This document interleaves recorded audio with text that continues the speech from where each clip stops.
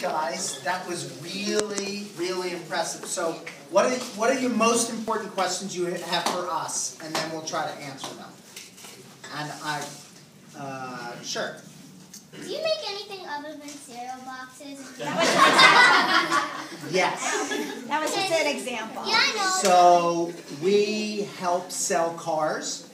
So there's a car called Volt, which is an electric car. I saw that commercial. Yeah, we help do that. We work for companies like Kraft. You know, did you ever hear of a product called Mio? Did you ever hear of a product called Mio? Or Crystal Light? Or Capri Sun? Okay, so we help sell products like that. Does anybody know what this yellow band is? I can't see it. This. It's rubber.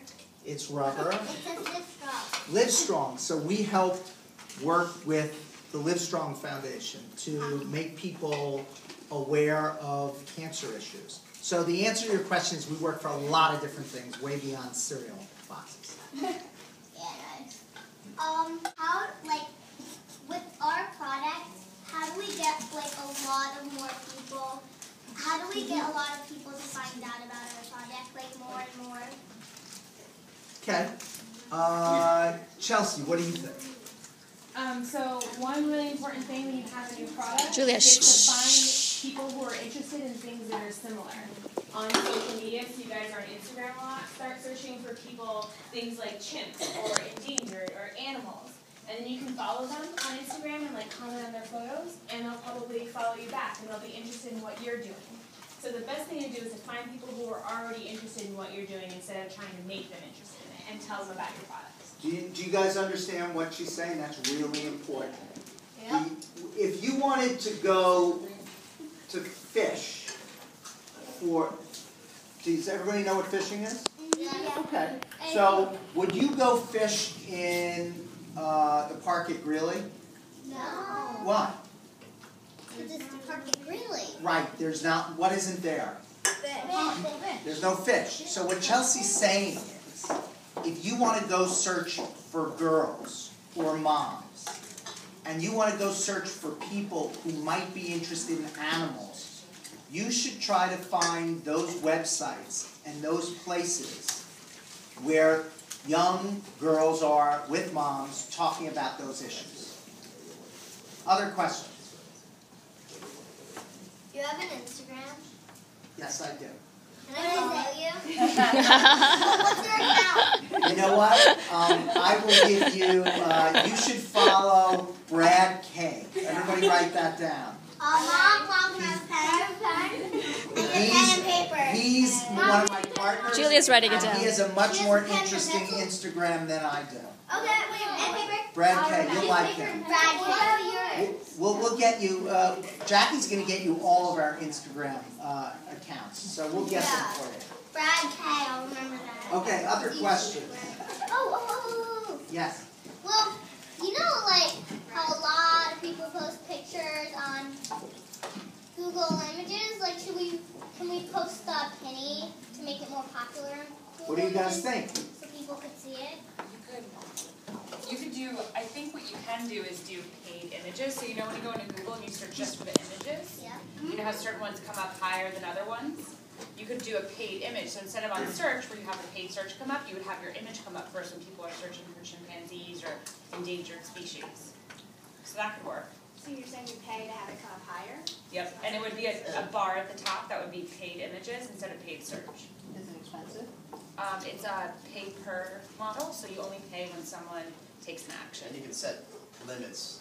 Right, so How if you much? want to pay a maximum amount of $10 a day, you could do that. And another idea, it's not probably as exciting as that, but along the same lines, is instead of buying images for them coming up in a more prioritized manner, you can buy little ads that you see when you search on the side of Google. So if somebody were to type in chimpanzee, you could actually have an ad that comes up right on the side of that page. It says, "Come to our page and buy one of these pennies to help save the chimpanzees." Also, can we talk about ideas? Sure. Okay. You know how, sorry. I have so many It's getting ideas right exciting. Oh, great.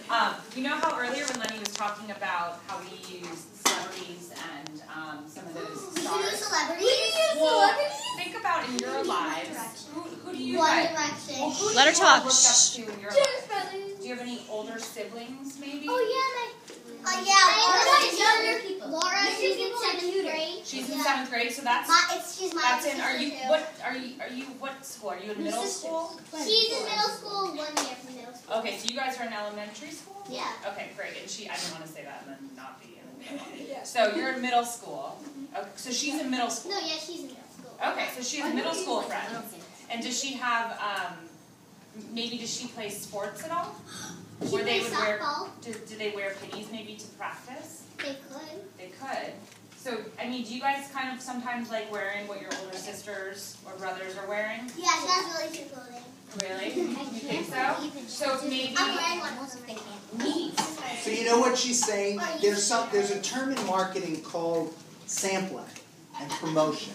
So if you guys each picked your older brother or sister, and if they play travel soccer, basketball, etc., and you took 25 of these pennies, and you said to them, I want you to wear the penny to practice and tell everybody about it.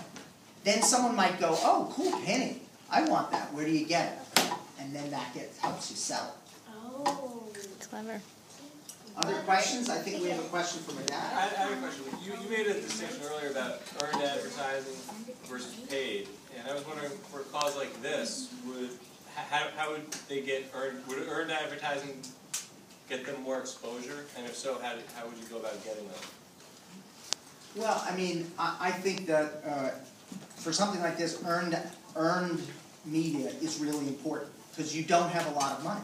Right. So you have a limited budget. So if, I'm not suggesting you do this, but if in the middle of the first football game at Greeley, you guys all ran across the field in your penny, someone might write an article about these 9-year-old, 10-year-old girls running across the field in a penny. You may get attention. Now that may not be what you want to do, but there are ways of potentially getting earned media. Like the flash mob, maybe? Yeah, the flash mob might get you earned media. Does anybody watch Channel 12?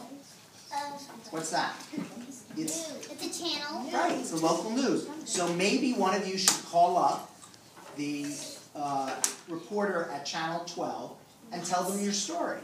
And they may go, wow, that's really interesting. Or you could try too, is if the reporters in the local reporters, they have a Twitter, you could try tweeting at them.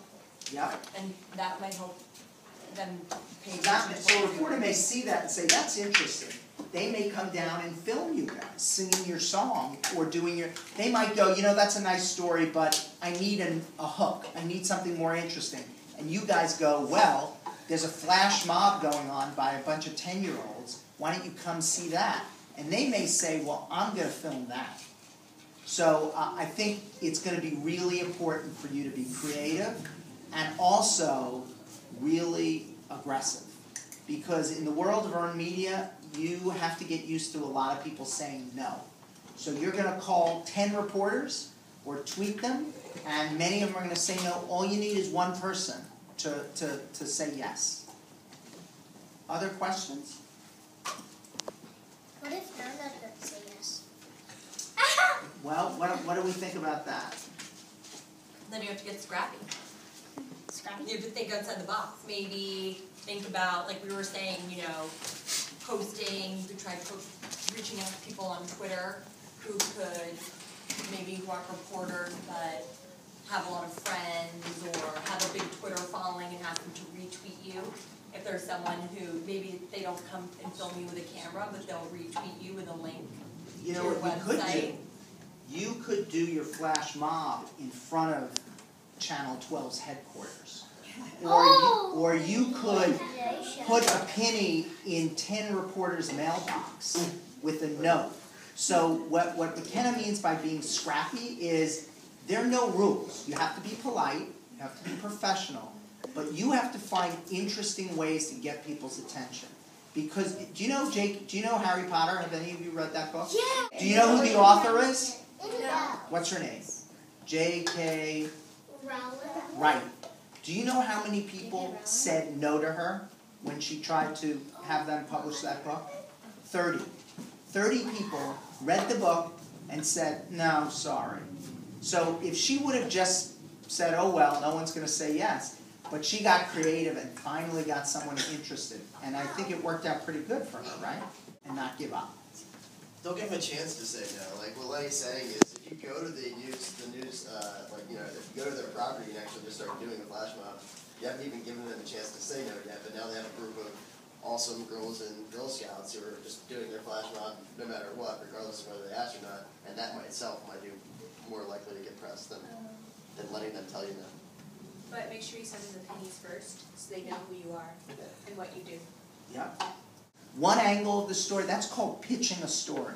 One angle is you're going after someone you find a reporter who's written about animals and endangered species. So that angle is, we know you're interested in that, come report about us. One angle might be, we want you to do a story about a bunch of young women in Chappaqua. One angle might be to a technology reporter, because you have a bunch of kids using Instagram. So there are different ways of telling the same story. And all that gets you repetition, and that gets you other people writing about it. And I have a question. Is the money going towards anything? Can you work that angle at all? Are you donating, is it for your Girl Scout troop, or is it to help save the chimpanzees? It's both. It's to raise awareness of endangered species. We can't, as a nonprofit, give money to another named nonprofit, but we could. The wording is we are raising money to raise awareness of endangered species, and that we can have Girl Scouts write a check. What they'd rather us do is have us take a trip, which is they want it to be used to improve the experience for the girls, and then we could, if we visited endangered species, we could then blog about it or tweet about that. That's question's really important, which, is everybody who participates in something like this, they want to know where their money's going to. Right? They want to know if you guys are taking it to go buy pizza at Pizza Station, or are you doing something good with it. So you have to be careful about that. You have to be clear about what you are doing, because people are going to want to know that. Another option might be to look at who else is already out there doing the same kind of work that you guys are doing. Like there's the World Wildlife Foundation, there's the Rainforest Action. Why are you saying that? You don't, it's like, we've already went down that. There's the Rainforest Action Network. There's a lot of other sort of like non-profits that are actually trying to help probably endangered animals just like you are. So if you contact them and ask, hey, can we partner with you? They might have media contacts that they might be able to help you with, or they might have resources that you guys might not have had by yourself. So maybe it's about looking into what other groups and what other people are doing the same type of work that you guys are. Here's one other thought.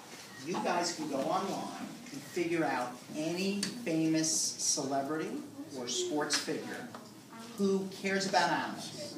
And then you can search about any famous person who cares about chimpanzees, right? And you could write them a letter and send them your penny and explain to them what you're doing. And maybe they would tweet about what you're doing. So do people know who Katy Perry is? Okay. Do you know how many people follow her? 1,000. Million. So when she tweeted something about registering to vote for President Obama, a lot of people paid attention. So if you could find a few celebrities who love animals, who think it's really wonderful that a group of young, caring women are doing something about that, that might be another way to do it. We'll take two more. Yes. To go to people and places who care about your issue, who may have their own groups of people that they're talking to, and use them to make your message go farther. We really appreciate you coming to visit us. Thank you. And you guys did an awesome job. Thank you so much.